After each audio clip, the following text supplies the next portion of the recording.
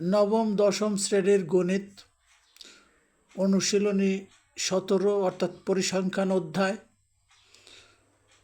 শীতকালে বাংলাদেশের কোনো একটি অঞ্চলের 10 দিনের তাপমাত্রার পরিসংখ্যান 10 degree, 9 degree, 8 degree, 6 degree, 11 degree, 12 degree, 7 degree, 13 degree, 14 degree এবং 5 ডিগ্রি।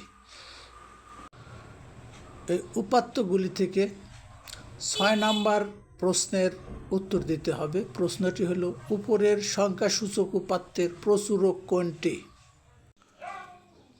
কতে দেয়া আছে 12 ডিগ্রি, খতে 5 ডিগ্রি, গতে 14 ডিগ্রি, ঘতে প্রচুরক নেই। এখানে সঠিক উত্তর ঘ, প্রচুরক নেই। তো উপাত্তগুলির মধ্যে কোনো সংখ্যা একাধিকবার আসে নাই, সুতরাং উপাত্তের প্রচুরক নেই। সঠিক উত্তর ঘ। 7 নম্বর, উপরের সংখ্যাসূচক উপাত্তের গড় তাপমাত্রা কোনটি? কতে আছে 8 ডিগ্রি, খ 8.5 ডিগ্রি, গ 9.5 ডিগ্রি, ঘ 9 ডিগ্রি। প্রদত্ত 10টি উপাত্ত যোগ করে আমরা পাচ্ছি 95 এবং এই 95কে 10 দ্বারা ভাগ করলে 9.5। সঠিক উত্তর গ। 8 নম্বর, উপাত্ত সমূহের মধ্যক কোনটি?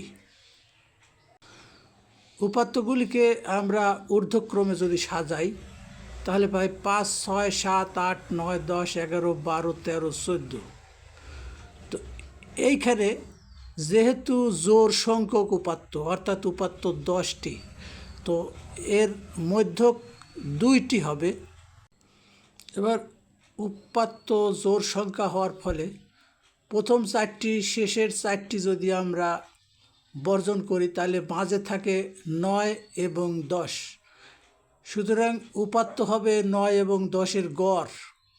অর্থাৎ এখানে আমরা মধ্যক পাচ্ছি 9 এবং 10-এর যোগফল 19, 2 দ্বারা ভাগ করলে পাচ্ছি 9.5। সুতরাং আমাদের সঠিক উত্তর হবে গ।